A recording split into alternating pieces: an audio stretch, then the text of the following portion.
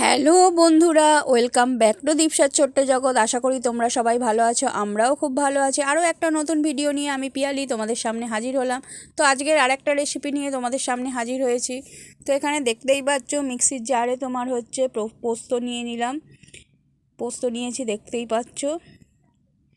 আর এইদিকে দেখো হচ্ছে নিয়ে নিচ্ছি সাদা সর্ষে। যদি কারোর কালো সর্ষে থাকে কালো সর্ষেও নিতে পারো, সাদা সর্ষেও নিতে পারো। পোস্তটা পরিমাণে একটু বেশি পরিমাণেই নিয়েছি, প্রায় 3-4 চামচ, 4 চামচ 4 চামচের মতো পোস্ত নিয়েছি। আর এইদিকে দেখো ওই সাদা সর্ষে নিয়ে নিচ্ছি। এরপর এটাকে ভালো করে পেস্ট করে নেব। দেখতেই পাচ্ছ সাদা সর্ষে নিয়ে নিলাম। এরপর প্রথমে হচ্ছে এরকম শুকনো অবস্থায় পেস্ট করে নেব। আর সামান্য পরিমাণ নুন দিয়ে দিচ্ছি, যাতে হচ্ছে সর্ষের জন্য কোনো রকম তিতকুটে আর কি ভাব না হয়, সেই জন্য একটুখানি নুন দিয়ে নিলাম। নুন পরে দিতে হতো, তো একেবারে দিয়ে নিলাম। এইদিকে দেখো শুকনো অবস্থায় পেস্ট করে নিয়েছি। আর তারপরে সামান্য পরিমাণ জল দিয়েছি। আর দেব হচ্ছে কাঁচা লঙ্কা। কাঁচা লঙ্কাটা যে যেরকম ঝাল খাবে সেই অনুযায়ী দেবে, দিয়ে আরেকবার পেস্ট করব। তো শুকনো অবস্থায় প্রথমে পেস্ট করে নিয়েছি, তারপরে একটু খুলে মিক্সির জারটা খুলে আবার তাতে সামান্য পরিমাণ জল দিয়ে আর এই দেখো কাঁচা লঙ্কা দিয়ে দিচ্ছি। আমি এখানে একটা কাঁচা লঙ্কা দিয়েছি, যাতে আমরা তো কেউ খুব একটা বেশি ঝাল খাই না, তাই একটা কাঁচা লঙ্কাকে দুভাগ করে নিয়েছি, দিয়ে দিলাম। এরপর আবার দেখো ভালো করে মিক্সিতে পেস্ট করে নিয়ে দেখো আমার বাটা মোটামুটি কমপ্লিট হয়ে গেছে, দেখতেই পাচ্ছ। তো এদিকে সর্ষে পোস্ত বেটে নিয়েছি। তো আজকের সর্ষে পোস্ত দিয়েই দেখো একটা মাছের রেসিপি বানাবো। আর এইদিকে দেখো 4 পিস কাতলা মাছ নিয়ে নিয়েছি, দুটো হচ্ছে দাগার পিস আর দুটো হচ্ছে পেটির পিস। 4টে পিসই আমার কাছে ছিল, সেই জন্য 4টে পিসই নিয়ে নিয়েছি। মাছগুলোকে প্রথমেই ভালো করে ধুয়ে নেওয়া আছে। এরপর নুন হলুদ হচ্ছে মাখিয়ে নিচ্ছি। তো দেখতেই পাচ্ছ ভালো করে নুন হলুদ মাখিয়ে নিচ্ছি। চাইলে কেউ হচ্ছে লঙ্কার গুঁড়ো একটু মাখিয়ে নিতে পারো। আমি যখন শ্বশুরবাড়িতে থাকি একটু সবাই ঝাল ঝাল পছন্দ করে বলে আমি সামান্য পরিমাণ লঙ্কার গুঁড়ো দিয়ে দিই। তো এরপর দেখো কড়াইতে সর্ষের তেল দিয়েছি, সর্ষের তেল দিয়ে মাছগুলোকে ভেজে নিচ্ছি। আমি একটু কড়া কড়া মাছ ভাজা পছন্দ করি বলে একটু কড়া করেই ভেজে নিচ্ছি। যদি কেউ চাও হালকা করেও ভাজতে পারো, কোনো অসুবিধা নেই। মাছ ভাজাটা পুরোপুরি নিজেদের ব্যাপার। আমাদের একটু কড়া কড়া মাছ ভাজা খেতে সত্যি কথা বলতে কি ভালো লাগে আর কি। আর অনেকে ওটাই পছন্দ করো না বেশি কড়া, আমাদের ওই করকরে ক্রিপসি ভাবটা থাকবে, ওটাই বেশি ভালো লাগে। তো এদিকে দেখো কাতলা মাছ 4 পিস ভালো করে ভেজে নিচ্ছি। তো এক পিঠ ভাজা আমার হয়ে গেছে, দেখো লালচে লালচে করে ভেজে নিয়েছি, উল্টে দিয়েছি মাছগুলোকে। দেখতেই পাচ্ছ মাছগুলোকে উল্টানো হয়ে গেছে, আর একটা পিঠ ভালো করে ভেজে নিচ্ছি।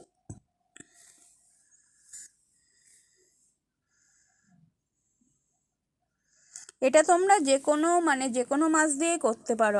আমি কাতলা মাছ ছিল বলে কাতলা মাছ দিয়ে করেছি। একই প্রসেসে যে কোনোভাবেই তুমি এই সর্ষে পোস্ত দিয়ে ঝাল করতে পারো।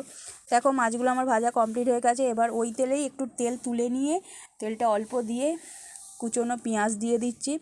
পেঁয়াজগুলোকে কুচিয়ে রেখেছিলাম, এখানে একটা পেঁয়াজ হচ্ছে কুচানো আছে, একটু বড় সাইজের একটা পেঁয়াজ কুচিয়ে দিয়েছি। তো এরপর দেখো ভালো করে পেঁয়াজগুলোকে কুচিয়ে নিচ্ছি।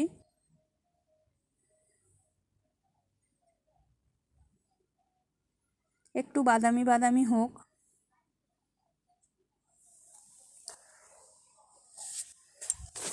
বাদামি বাদামি হলে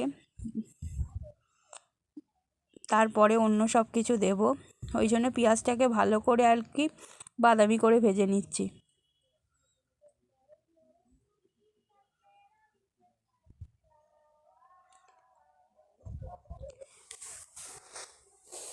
পেঁয়াজটা মোটামুটি ভাজা হয়ে গেছে। কেউ এতে শুকনো লঙ্কাও দিতে পারো, আমি শুকনো লঙ্কা দিইনি। যদি চাও কেউ শুকনো লঙ্কাও দিতে পারো।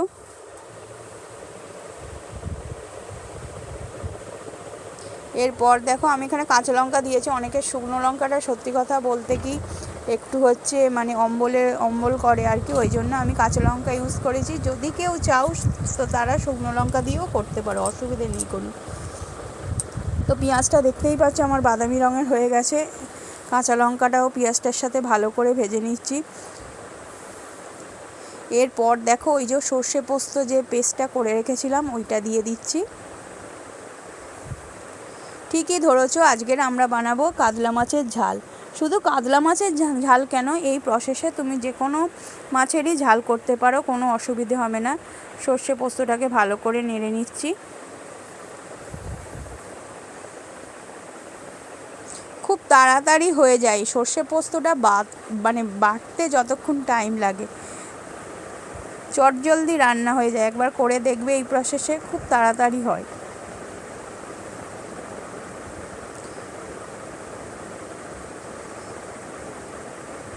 তো দেখতেই পাচ্ছ ভালো করে হচ্ছে নাড়িয়ে নিচ্ছি। তারপরে দিয়ে দিচ্ছি সামান্য পরিমাণে হলুদ। সামান্য পরিমাণ দেখো হলুদ দিয়ে দিলাম।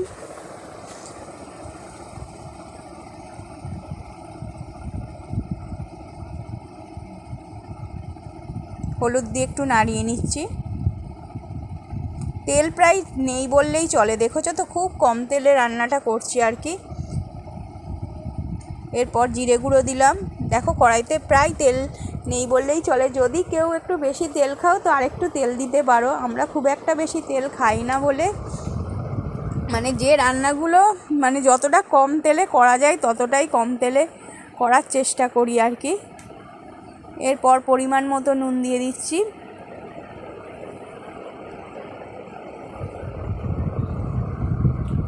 ঝালে কিন্তু কেউ চিনিটা ব্যবহার করবে না, হ্যাঁ, তাহলে ঝালের টেস্টটা নষ্ট হয়ে যাবে। আমরা সব কিছুতেই মিষ্টি খাই কিন্তু ঝালটাই মিষ্টি দিই না। এরপর দেখো হচ্ছে জল দিয়ে দিলাম। ওই যে সর্ষে পোস্ত মানে যে বেটে রেখেছিলাম যেই বাটিটায়, ওই বাটিটার গায়ে একটু অল্প অল্প লেগেছিলো, তো সেই বাটিটা ধুয়ে আর কি জল দিয়ে দিলাম। তো জলের পরিমাণটা একটু কম দেখে আরেকটু জল দিয়ে দিলাম, দেখতেই পাচ্ছ। গ্রেভিটা যারা মানে একদম গায়ে গায়ে খাবে তারা জল কম দেবে। একটু আমি গ্রেভি রাখবো বলে, একটু কাদা কাদা করবো বলে ওই জন্য জলটা একটু বেশি দিলাম, কারণ জিনিসটা ফুটবে তো, মাছগুলো দিয়ে আবার ফুটবে।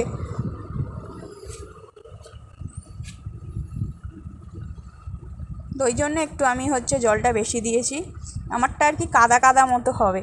এবার যদি কেউ একদম গায়ে গায়ে খেতে চাও তারা জলটা কম দেবে। এবার এর মধ্যে গ্রেভির মধ্যে এবারে মাছগুলোকে দিয়ে দিচ্ছি। দেখো যে মাছগুলো ভেজে রেখেছিলাম মাছগুলো একে একে দিয়ে দিচ্ছি। তো মাছগুলো দিয়ে মোটামুটি ফুটলেই আমার রেডি হয়ে যাবে। তো খুব তাড়াতাড়ি তোমাদের হয়ে যাবে আর কি, বেশিক্ষণ সময় লাগবে না কাতলা মাছের সর্ষে পোস্ত ঝাল আর কি। তো মাছগুলোকে একটু ডুবিয়ে দেব। দেখো মাছগুলোকে ভালো করে ডুবিয়ে দিচ্ছি। তারপরে খানিকক্ষণ পর একটু মাছগুলোকে উল্টে দিতে হবে।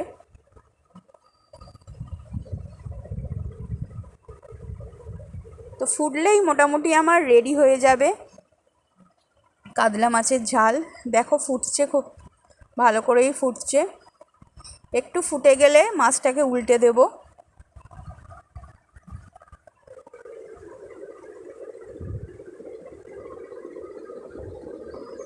যদি আমার ভিডিওগুলো তোমাদের ভালো লেগে থাকে অবশ্যই চ্যানেলটাকে সাবস্ক্রাইব করো। যদি কিছু ভুল ত্রুটি থাকে সেটাও আমাকে কমেন্টে জানিও, আর যদি ভালো লেগে থাকে সেটাও আমাকে কমেন্টে জানিও। কারণ কোনো মানুষ হচ্ছে সম্পূর্ণ মানে কি বলবো ঠিক হতে পারে না, ভুল ভ্রান্তি সকলেরই থাকে। তো ভুলগুলো তোমরা বললে আমি খুব খুশি হব। তো দেখো মাছগুলোকে উল্টে দিচ্ছি এবারে একে একে।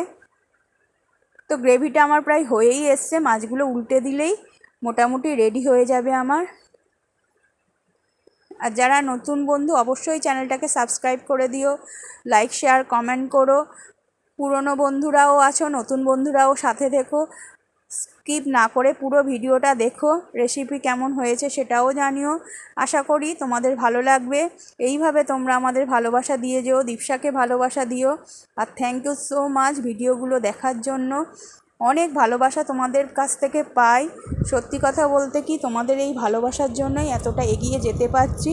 আর এইভাবে সবসময় আমাদের পাশে থেকো। থ্যাংক ইউ সো মাচ এইভাবে পাশে থাকার জন্য।